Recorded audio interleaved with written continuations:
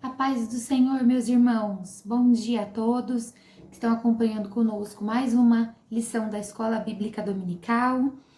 Eu gostaria de agradecer a Deus pela oportunidade de nós termos esse aprendizado todas as semanas, e também aos nossos pastores, pastor Alex, superintendente da Escola Dominical, pastor Caires, e também aos pastores que têm antecedido essas lições, trazendo ensinamentos maravilhosos aos nossos corações.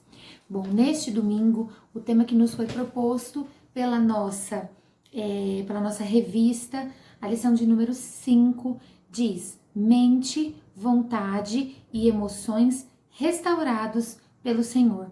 Essa lição, ela vem trazendo para nós a respeito da necessidade de nós avaliarmos a nossa mente, as nossas vontades e também as nossas emoções, para que caso haja em nós raízes ruins, raízes de traumas, raízes de pecados que não foram ainda tratados, que nós possamos avaliar isso conforme uma perspectiva da palavra, conforme um olhar do Senhor sobre isso, para que nós possamos ser restaurados, sermos curados e seguirmos adiante na nossa caminhada cristã, no nosso percurso com Deus, sem esses resquícios nos prendendo, nos impedindo e nos paralisando. E aqui nós temos um texto áureo que está lá em Efésios 5,17 e diz assim: pelo que não sejais insensatos, mas entendei qual seja a vontade do Senhor. E essa primeira frase é a frase que norteia todo o estudo dessa lição. Por quê? Muitas vezes nós, como cristãos, nós perguntamos ao Senhor: Senhor, qual é a tua vontade sobre isso que eu estou vivendo? Senhor, qual é o teu desejo sobre a minha vida enquanto profissional, sobre a minha vida matrimonial, sobre os meus relacionamentos, sobre a minha família, sobre a minha vida ministerial? E muitas vezes nós queremos uma resposta imediata de Deus e da maneira que nós, seres humanos, nos comunicamos. Então nós ansiamos muito para que Deus fale conosco de forma audível ou através da vida de alguém, quando na verdade o Senhor já falou conosco. Porque a Bíblia é a palavra de Deus, é a palavra que o Senhor deixou para nós, é a palavra que o Senhor já nos permitiu acessar, e através dessa palavra nós conhecemos qual é a vontade de Deus para nós. Porque o Senhor, ele fala no texto, ali em Filipenses 4, ele diz: não estejais inquietos por coisa alguma, mas antes as vossas petições sejam em tudo conhecidas diante de Deus, pela oração e súplica com ação de graças. E ele segue no 4:7 dizendo: e a paz de Deus, que excede todo entendimento, guardará os vossos corações e os vossos sentimentos. Então aqui ele já está falando a respeito das nossas emoções. E aí ele segue dizendo: quanto ao mais, ou seja, quanto à nossa mente, quanto às nossas vontades, e ele diz: irmãos, tudo o que é verdadeiro, tudo o que é honesto, tudo o que é justo, tudo o que é puro, tudo o que é amável, tudo o que é de boa fama, se há alguma virtude e se há algum louvor, nisso pensai. E as nossas vontades, elas têm origem nos nossos pensamentos, na nossa mente. Primeiro você tem acesso a algo, seja visual, seja algo que você ouviu, seja algo que alguém te contou, seja algo que você pesquisou, seja algo que alguém tem ou vive e você primeiro vê, para depois isso penetrar no seu coração e isso se tornar uma vontade. Então aqui, essa palavra de Filipenses 4, ela está falando a respeito de nós resguardarmos a nossa mente e, consequentemente, as nossas vontades e, consequentemente, as nossas emoções. Se nós pararmos para refletir a respeito disso, nós temos uma linha do tempo. A primeira coisa que acontece conosco enquanto seres humanos é que nós temos acesso a uma informação. Por exemplo, uma criança, ela sonha em ter uma profissão. Antes de mais nada, ela viu alguém exercer aquela profissão. Ela admirou aquilo e então veio a vontade. E se num futuro, durante a adolescência, ela tiver a possibilidade ou a impossibilidade de vir a se tornar esse profissional que um dia ela sonhou, é que vão surgir as emoções. As emoções de alegria e de conquista por conseguir, ou a sensação, o sentimento, a emoção de frustração por às vezes não passar no vestibular ou por às vezes não ter condição financeira de arcar. Então, para tudo, nós temos essa linha do tempo. Nós temos a linha do tempo. Eu vejo uma comida numa prateleira de um supermercado ou dentro de uma padaria, de uma rosticeria. Eu sinto vontade de comer aquilo, seja pela beleza, seja porque eu estou vendo alguém consumir, e se eu consumo ou não, isso vai gerar uma emoção em mim. Se eu vou gostar, eu vou pensar que valeu a pena aquele investimento, ou se eu não vou gostar, então vem o arrependimento, ou se aquilo cair no chão, eu vou me sentir bravo ou com raiva por ter perdido aquele valor, por ter perdido aquela oportunidade. E assim são com todas as coisas na nossa vida. Essa lição, ela traz bem para nós de que nós não temos como controlar quais emoções necessariamente nós vamos sentir. Porque nós, como seres humanos, como filhos de Deus, nós entregamos a nossa vida para Deus, nós tentamos caminhar dentro daquilo que o Senhor nos aconselha, nos direciona, mas nós não temos o total controle sobre como nós vamos nos sentir quando nós chegarmos até determinado ponto, ou quando nós sofrermos uma determinada ação de outras pessoas, seja no mundo espiritual, seja no mundo secular, seja nas nossas profissões, na nossa família. E por nós não termos precisamente o controle dessas emoções, é que nós precisamos estar agarrados àquilo que Jesus nos ensinou, à palavra que Deus nos deixou, para que nós possamos avaliar a nós mesmos e agir conforme aquilo que é agradável a Deus. A lição, ela segue explicando para nós que existem 3 áreas na nossa alma, que são estas áreas: das emoções, das vontades e da mente, e que de todas estas áreas, a mente, ela é a que lidera.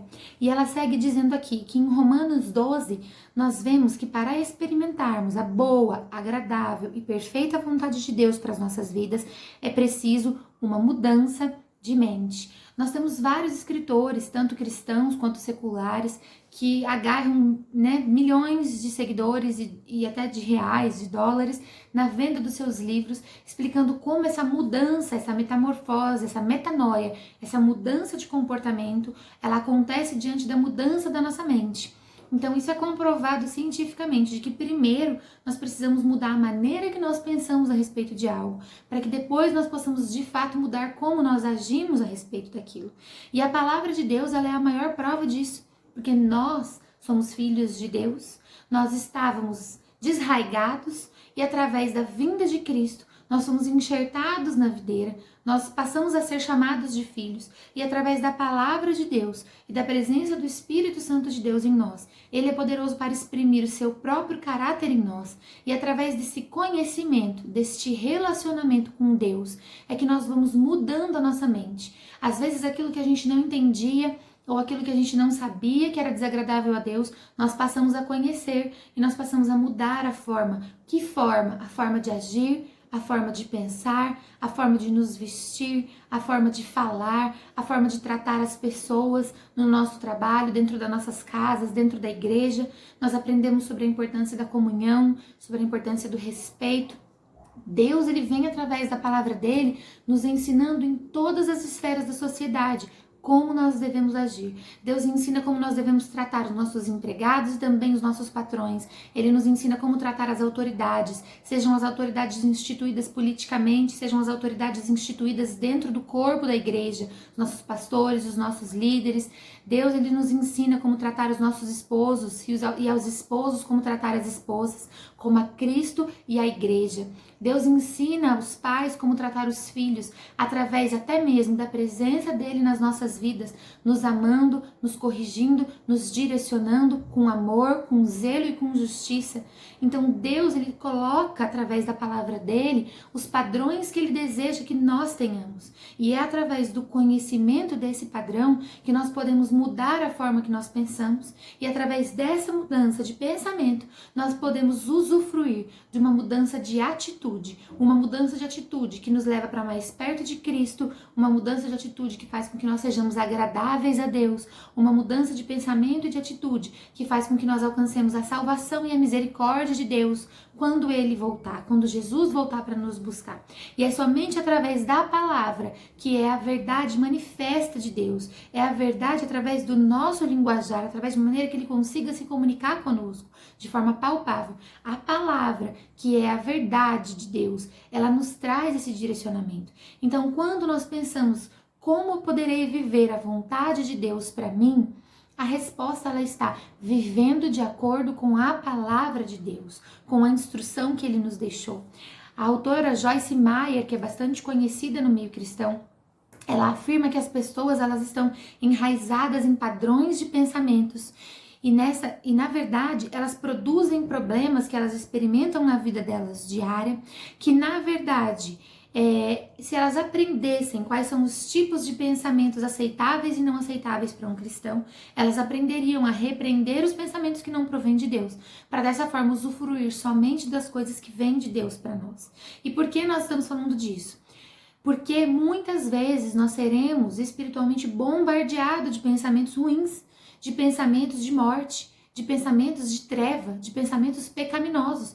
Nós não temos, irmãos, como controlar que tipos de pensamentos, que tipo de flechas, que tipo de ataques nós sofreremos da parte do inimigo das nossas almas.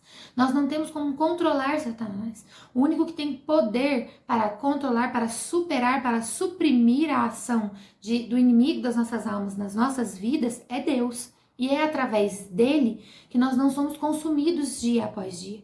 E é importante nós reconhecermos isso, que nós vamos sim ser atacados por pensamentos que não provêm de Deus. Mas se nós estivermos em constante relacionamento com o Senhor, Ele nos dará o discernimento de saber o que provém de Deus e o que não provém de Deus. E com esse discernimento nós poderemos repreender os pensamentos dentro da nossa mente, antes que eles se tornem vontades. Vontades que se gerarão em ações pecaminosas que vão gerar emoções em nós, que também não provém do Senhor. A ira, a raiva, a angústia, o pavor, o medo, a paralisação. E nós conseguindo, irmãos, cauterizar as nossas mentes lá no começo desses pensamentos, o Senhor nos garante que nós vamos usufruir da boa e agradável vontade dele. Quando os nossos pensamentos estiverem alinhados com os pensamentos do Senhor, com aquilo que ele nos dá como direção, nós não temos como não estar dentro da vontade dele e não usufruirmos de emoções que provêm dele. Aqui a lição ela segue falando a respeito do poder da nossa mente e da disputa do controle da nossa mente, que nós não podemos impedir os pássaros de voarem sobre as nossas cabeças, mas nós podemos impedir que eles fiquem fixos na nossa cabeça, constituindo ninhos que vão gerar outros pássaros, outros pensamentos ruins e que vão desencadear em nós uma atividade que não provém do Senhor. Aqui nós temos, a palavra de Deus. Ali em Romanos, nós sabemos que a fé, ela vem pelo ouvir. E em Romanos 10:17, a palavra de Deus diz que a palavra, ela é capaz de destruir fortalezas, conselhos e altivez. Então é a palavra do Senhor que tem o poder de destruir aquilo que não provém dele. Também em 2 Coríntios 10:4, a palavra vem dizendo a respeito disso. Nós não podemos deixar, irmãos, as nossas mentes vazias. Assim como nós não deixamos o nosso estômago vazio porque nós sentimos fome, nós temos que alimentar as nossas mentes das coisas que provêm de Deus, da palavra de Deus, da oração, de cânticos e louvores ao Senhor. Nós devemos entoar isso dia após dia, dentro das nossas casas, nos trajetos que nós fazemos até o nosso trabalho, até a igreja, com os filhos, com os nossos familiares. Porque quando a nossa mente ela está cheia daquilo que provém do Senhor, a consequência disso é que as nossas vontades estejam pautadas nesses pensamentos que vêm do alto, pensamentos que vêm do próprio Senhor. E aqui, então, nós vemos que a mente ela é a líder e a precursora de todas as nossas ações. E que, infelizmente, a mente foi canalizada para o mal, corrompida pelo pecado, e hoje nós vivemos num campo de batalha. Mas um campo de batalha no qual nós temos o Espírito Santo de Deus para batalhar em nosso favor, para levar os nossos pensamentos cativos ao Senhor. Ou seja, para nós prendermos, fixarmos a nossa mente nas coisas que vêm de Deus, como nós lemos lá no começo. Aquilo que é bom, aquilo que é amável, aquilo que é agradável, aquilo que tem valor. Assim segue a nossa lição, falando a respeito, no ponto 2, falando a respeito da vontade e a escolha. E nos diz assim a lição: é através da vontade que o homem decide o seu destino e faz as suas escolhas. E ele nos lembra algo muito importante: nós somos capacitados para escolher. O ser humano, ele foi criado com a capacidade de escolha entre vida e morte, entre bem e mal. A vida de uma pessoa, ela passa a ser a consequência das tuas escolhas. Quando Deus cria o homem ali no Jardim do Éden, Deus dá a ele desde o princípio a liberdade para escolher entre obedecê-lo ou não. E quando o homem cai, quando o homem peca, consumindo do fruto que não era permitido, através de uma mentira, veja, Eva passou pelo mesmo que nós passamos. Ela passou por um momento de batalha na mente, um momento em que aquilo que Deus trouxe para ela como padrão, que era não consumir daquele fruto, foi confrontado com uma mentira, mas uma mentira agradável, uma mentira confortável, uma mentira gostosa de se consumir, que era aquele momento em que Satanás fala com Eva e diz: olha, você poderia ser o próprio Deus, você poderia adquirir conhecimento, você poderia ser autônoma, você poderia ser autossuficiente. E quantas vezes nós vemos que nós mesmos recebemos esse tipo de ataque na nossa mente? Nós temos um ataque bastante típico quando nós, por exemplo, estamos diante de uma situação de doença, uma situação de dificuldade, e ao invés de nós orarmos antes de tentarmos resolver, nós queremos resolver com a nossa própria força. É a nossa mente nos trazendo uma falsa verdade, uma mentira que nos diz: você é autossuficiente, através do seu status ou da sua profissão, ou através do dinheiro, ou através de uma capacidade física que talvez você tenha. A sua mente traz isso de algum lugar que não é de Deus, dizendo para você: tente sozinho, ao invés de orar. Para que orar? Ainda não é necessário, ainda não chegou no impossível, quando na verdade nós não temos essa autonomia. Irmãos, nós somos ovelhas dependentes de Deus. Nós, sem a presença de Deus, seríamos completamente tragados pelo pecado, completamente abalados, completamente sugados pelo mundo. Nós temos que ter essa consciência, nós temos que reconhecer essa nossa posição, porque dessa forma não será difícil submeter a nossa mente a Deus. E aqui vem dizendo que o homem, a partir do momento do pecado, ele perde a base correta para tomar as decisões. Então, enquanto ele está em contato diário com Deus, veja só, Adão tinha um relacionamento com Deus, um relacionamento diário de conversa, de troca, de prestação de satisfação. Era algo prazeroso entrar na presença do Senhor, compartilhar com Ele as coisas que aconteciam todos os dias, receber tarefas, fazer as tarefas, executar aquilo que Deus lhe entregava como missão. E num determinado momento, ele perde isso, o vínculo ele é rompido. E o homem, então, ele passa a perder, ele perde a capacidade dele de avaliar o que é bom e o que é ruim. Mas, irmãos, através da vinda de Jesus, da morte de Cristo na cruz, do Cordeiro perfeito, através disso o véu se rasgou. Aquilo que nos separava de Deus foi totalmente tirado, aquele impedimento foi tirado da nossa frente. Nós temos acesso ao Pai e nós temos um intercessor que é o próprio Cristo e também a presença do Espírito Santo de Deus dentro de nós. E é essa presença, é esse acesso ao Pai, é essa intercessão por meio da pessoa de Jesus que nos faz ser capacitados novamente. Nós temos uma base para fazermos as nossas escolhas. Essa base é a palavra de Deus, essa base é o discernimento que o Espírito Santo de Deus nos dá, essa base é o exemplo da caminhada do próprio Cristo aqui na Terra. E se nós não usarmos esta base, nós provavelmente vamos falhar e vamos cair, e vamos ter mente, vontade e emoções que estarão voltadas para algo que não provém do Senhor e que certamente trará ruína e destruição sobre as nossas vidas. A lição ela segue adiante, falando a respeito de que Jesus buscava a vontade do Pai. Nós temos um exemplo perfeito em Cristo. A lição ela nos diz que Jesus sempre agradou ao Pai, porque nunca fez a sua própria vontade. E nós temos isso expresso em Lucas 22, também lá em João 8, 29, quando a palavra nos diz que ele sempre se sujeitava a cumprir a vontade de Deus. E este é o caminho que devemos trilhar, seguindo o exemplo do Mestre, abrindo mão das nossas vontades para cumprir a dele, seguindo sua orientação à luz da palavra. O Salmo 119 nos fala a respeito disso, a respeito de caminharmos à luz da palavra. E na palavra nós encontramos a manifestação da vontade de Deus revelada para as nossas vidas. E também um direcionamento pessoal que ele nos revelará a nós em uma busca de submissão e de oração. Irmãos, a vida com Deus, ela pode ser comparada neste sentido como o nosso relacionamento com as pessoas que convivem conosco. O nosso relacionamento com os nossos pais, dos pais com os filhos, ou entre marido e esposa, entre amigos próximos. Senão, vejamos da seguinte maneira: quando nós convivemos por um longo período de tempo com uma pessoa, nós passamos a aprender, a entender sobre as escolhas daquela pessoa. Se você perguntar para um pai, se você perguntar para os meus pais o que eu gosto de comer, certamente eles vão te falar qual é o meu prato preferido, qual é a minha bebida preferida, se é Coca-Cola, se é Fanta, se é Guaraná, se é suco.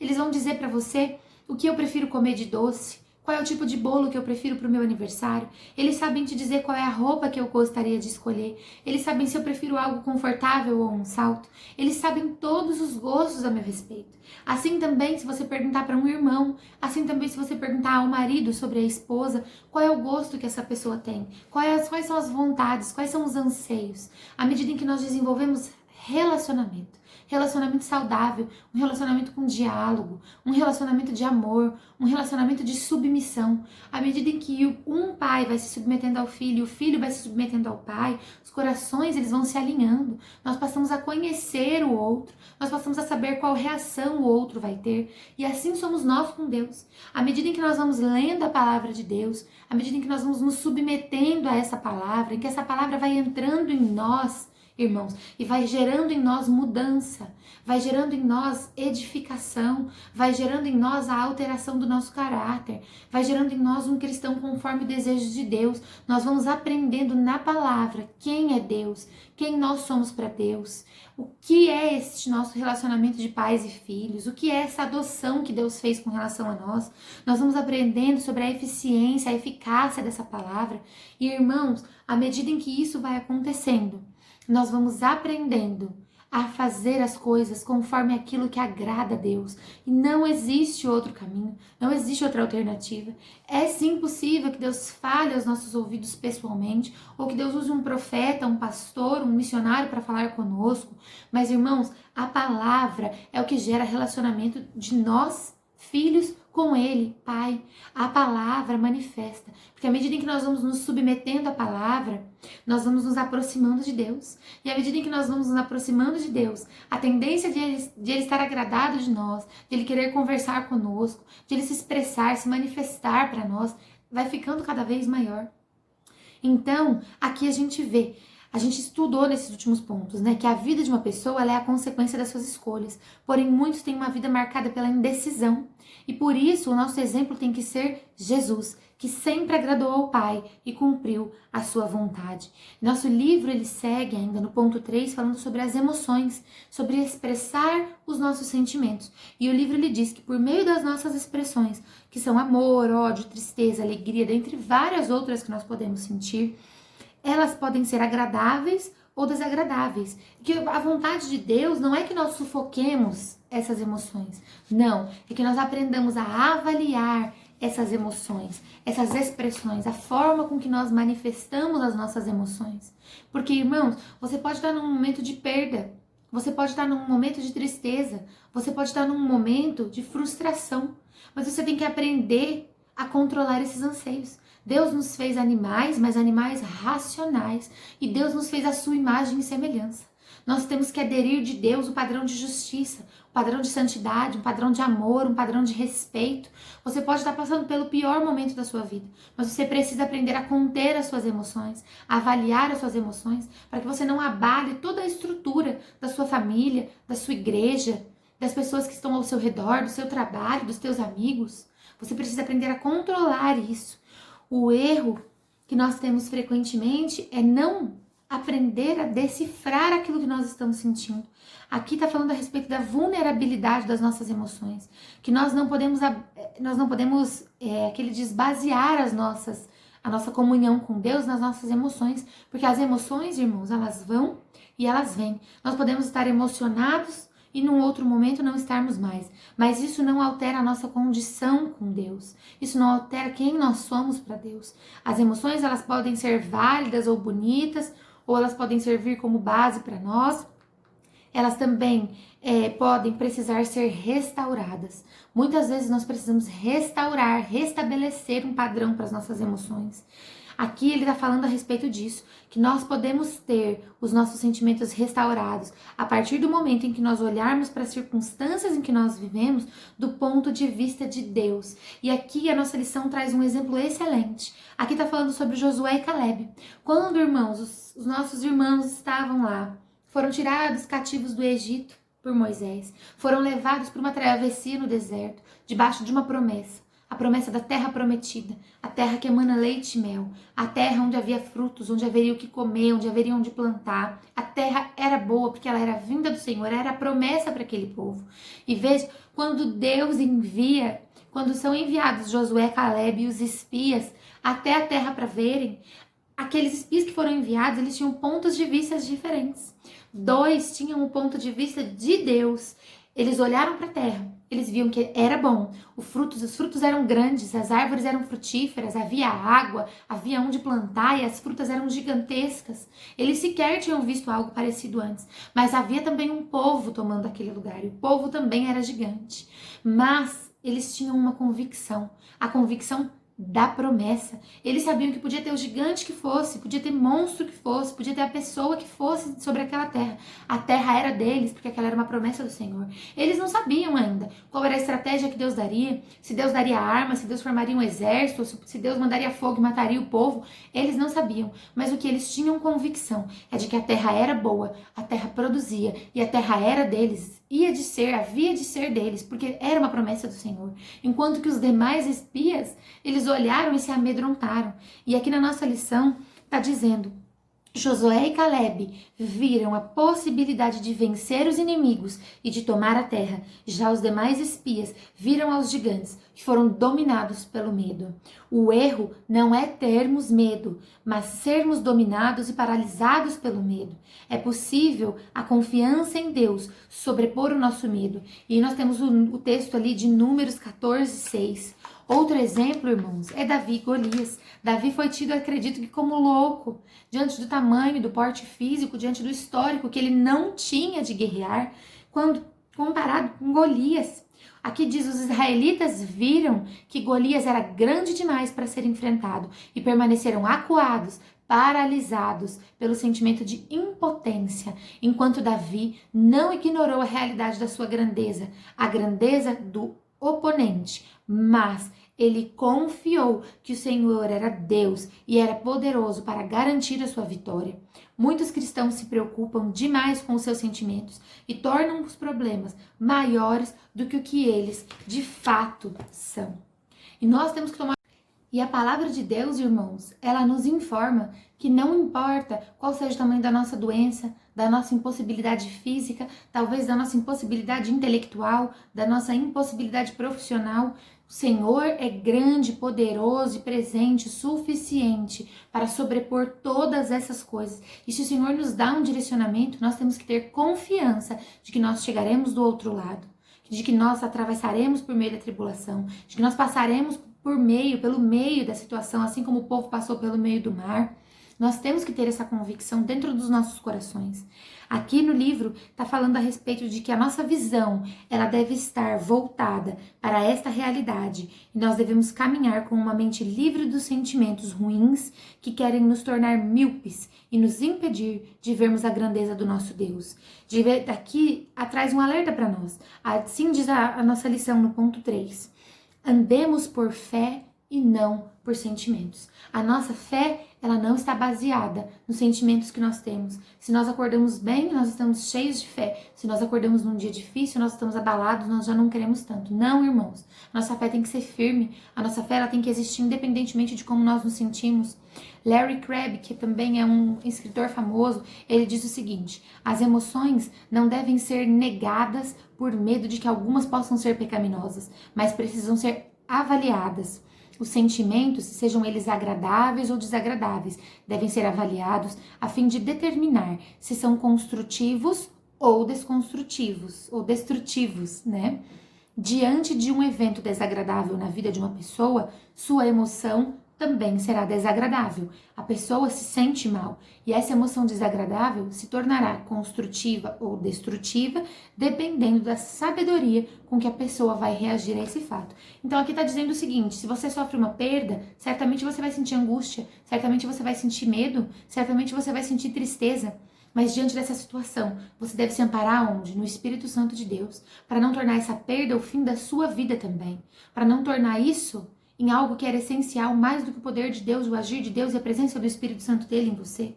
Se você passa por um momento difícil na sua casa, por um momento difícil no seu trabalho, Deus está acima desse problema. Então você vai tornar essa emoção ruim em algo que vai construir em você um caráter mais parecido com o de Jesus, para superar isso, para se apoiar em Deus, para cumprir de acordo com a vontade dele.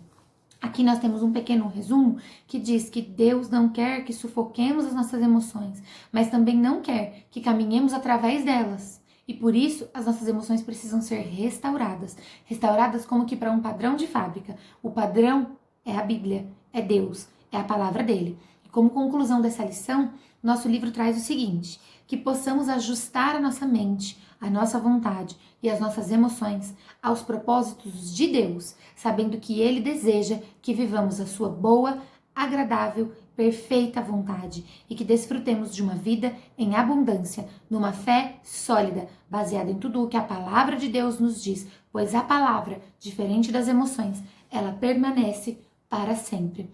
Então que essa palavra possa surtir efeito nos nossos corações, que nós possamos avaliar a nós mesmos, diante das situações que nós vamos passar nessa próxima semana, sejam situações difíceis, seja de cansaço, sejam situações de trauma, sejam situações de perda, sejam situações de doença, sejam situações difíceis no nosso trabalho, na nossa família, que nós possamos nos lembrar firmemente de que a nossa fé é sólida, de que o nosso Deus está acima de todas essas coisas e que nós não estejamos vulneráveis, que diante da batalha que cerceia a nossa mente, entre o Espírito Santo de Deus e entre as flechas que são lançadas por Satanás, que nós possamos ter discernimento do Senhor para apenas aceitar aquilo que provém dele e repreendermos para longe de nós os pensamentos e as vontades que provêm do inimigo, para que dessa maneira as nossas emoções estejam restauradas e guardadas, amparadas por aquele que é o provedor da nossa paz, uma paz que excede todo entendimento e o provedor de vida e vida em abundância. Deus abençoe cada um de nós nessa semana. Deus abençoe cada um que está assistindo esse vídeo,